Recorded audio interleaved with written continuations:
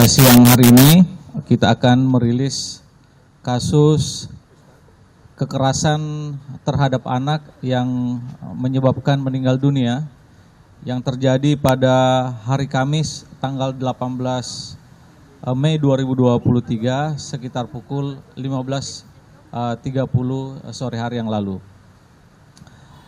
Dari peristiwa ini dapat kami jelaskan bahwa dari hasil penyelidikan dan penyidikan yang sudah dilaksanakan oleh Satuan Reserse Polres Tabes Semarang telah dilakukan pemeriksaan terhadap 9 saksi. Kemudian mengkonstruksikan pasal, keterangan saksi, kemudian alat bukti yang disita dan keterangan ahli khususnya dari kedokteran forensik Rumah Sakit Karyadi. Kawan-kawan, hari ini tersangka sudah bisa kita hadirkan dengan inisial AN, umur 22 tahun. Pekerjaan mahasiswa salah satu perguruan tinggi swasta yang ada di Kota Semarang dari Fakultas Ekonomi semester 4. Yang bersangkutan rumah dan tempat tinggalnya di Kota Semarang, tepatnya di sekitar Penggarong Kidul, Pedurungan, Semarang. Dari hasil keterangan lisan yang disampaikan oleh tim forensik bahwa korban diduga meninggal karena afeksia atau gagal nafas, mati lemas, dan diduga mengalami keracunan. Oleh karena itu terkait dengan poin ketiga tadi, keracunan, ini sedang dilakukan pemeriksaan lanjutan. Ada 3 item, yakni pemeriksaan mikrobiologi, kemudian patologi anatomi dan toksiologi. Oleh karena itu, poin ketiga tadi, kami jelaskan tadi bahwa mati lemas, gagal nafas, dan keracunan. Poin ketiga soal keracunan masih akan sedang diikuti oleh pemeriksaan 3 item tadi. Mikrobiologi, patologi anatomi, dan toksiologi. Itu kira-kira secara umum peristiwa kekerasan terhadap anak yang menyebabkan meninggal dunia atas inisial AB umur 16 tahun yang terjadi 4 hari yang lalu. Demikian teman-teman. Ya, 9 orang ini semua mahasiswa dan mahasiswi dari dari kos, tetangga kos yang bersangkutan. Nah, ini juga kita sedang mendalami karena walaupun korban ini tinggalnya di Pedurungan, ya mungkin teman-teman yang orang Semarang tahu, tetapi kosnya di Banyumanik, sementara kampusnya di sebelah kiri saya belakang sana. Jadi agak ganjil juga memang. Kemudian kosnya tersangka bukan kosnya korban. Jadi tersangka ini tinggalnya di Pedurungan, kemudian kosnya di Banyumanik di atas, Semarang atas, dan tapi kampusnya ada di bawah. Nah, ini pertanyaan yang nanti akan kami dalami lebih lanjut. Kemudian yang kedua, kosnya ini oleh tersangka itu baru kurang lebih 2 minggu. Kurang lebih 2 minggu di kontraknya, disewanya senilai 600.000. Nah, ini juga jadi tanda tanya bagi penyidik dan masih dalam pendalaman. Apakah memang kos ini sengaja disiapkan untuk korban? Karena kalau kami menarik timeline, perkenalan mereka itu diawali tanggal 3 Mei. Peristiwanya tanggal 18 Mei, artinya kurang lebih 15 hari. Nah, kos-kosannya sendiri baru ditempati 2 minggu, kurang lebih 15 hari juga. Nah, kira-kira gitu.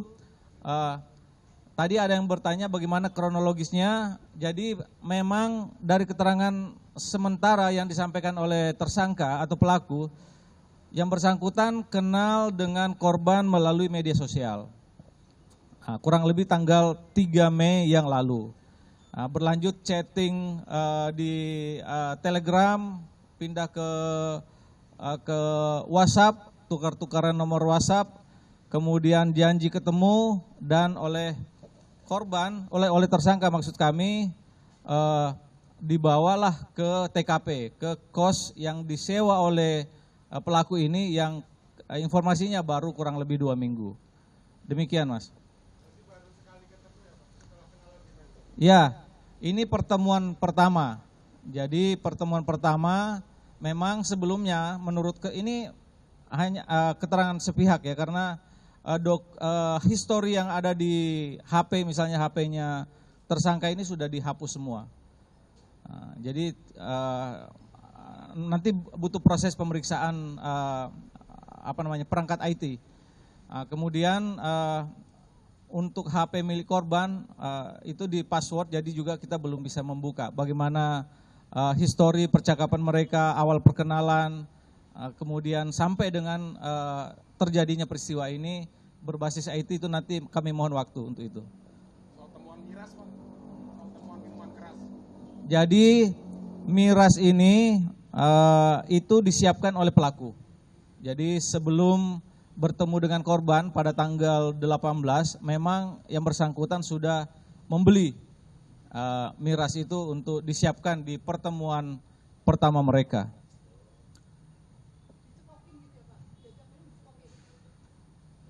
Kalau keterangan yang bersangkutan, ini versi yang bersangkutan ya, pemeriksaan awalnya korban minum sendiri, keterangan mereka.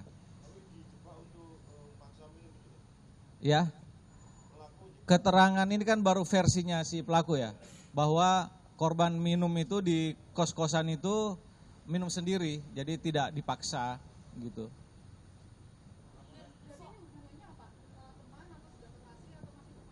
Baru berteman, jadi bertemannya itu kenal melalui Instagram tanggal 3 Mei. Kemudian tanggal 18 itu adalah pertemuan pertamanya, pertemuan pertama kali. Ya.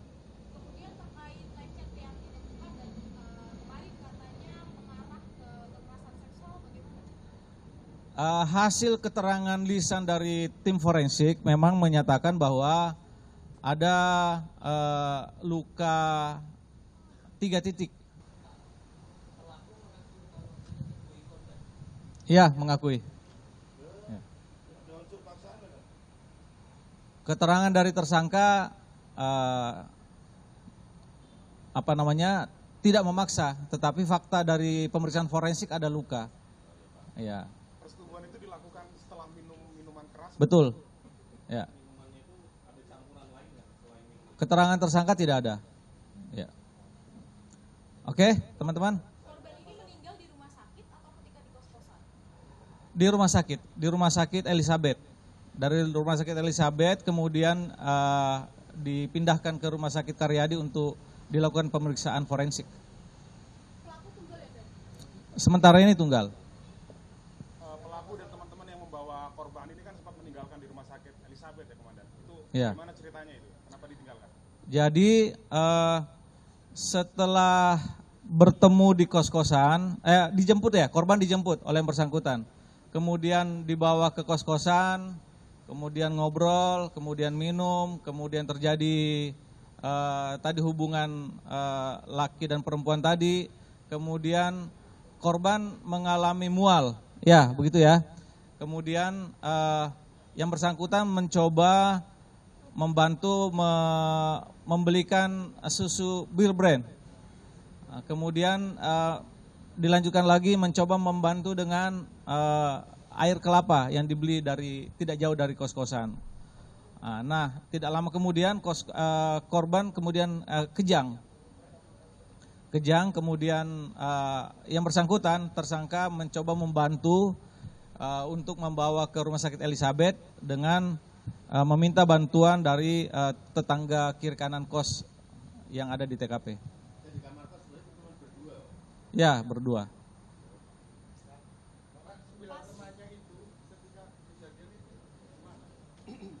Di kos-kosan, anak kos, ini kan kos-kosan, Venus itu kan kos-kosan. Jadi dia yang mengetahui dan turut membantu awal proses evakuasi korban dari Kos Venus menuju ke Rumah Sakit Elizabeth. Tidak. Ya. Jadi yang 9 orang ini juga tidak mengetahui kalau di kamarnya si pelaku ini ada perempuan lain. Jadi pelaku minta tolong ke tetangga kosan ya? Ya, betul. Ya. Oke? Apakah ada upaya melarikan diri atau menghilangkan barang bukti kemarin? Tidak ada. Jadi setelah keterangannya dan dikonfirmasi dengan saksi yang sudah diminta keterangan juga, setelah membawa korban menuju Rumah Sakit Elizabeth, yang bersangkutan menghubungi pihak keluarga. Ya, menghubungi pihak keluarga bahwa korban saat ini ada di rumah sakit. Kemudian setelah itu masih kembali ke rumah sakit dan kembali ke kos yang bersangkutan. Dari kosnya kemudian kita mengamankan yang bersangkutan. Pasal yang disangkakan terkait dengan peristiwa ini adalah Undang-Undang Perlindungan Anak, ya pasal 81 tentang persetubuhan terhadap anak di bawah umur, dan kita juga menerapkan pasal 338 dengan ancaman hukuman paling singkat 5 tahun dan paling lama 15 tahun dengan denda paling banyak 5 miliar. Pak Kapolres, ini kan baru mengenal korban ya. Apakah pelaku mengetahui bahwa korban ini adalah anak dari PJ Gubernur Papua Pegunungan? Tidak tahu. Ya. Baik.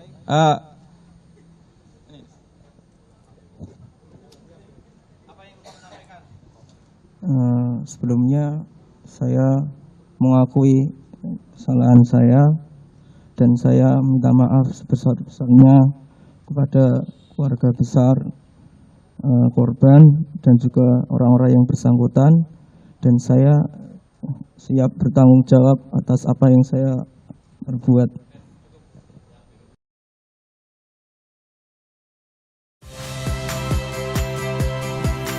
Saya Tifa Solesa. Saksikan program-program Kompas TV melalui siaran digital, pay TV, dan media streaming lainnya. Kompas TV, independen, terpercaya.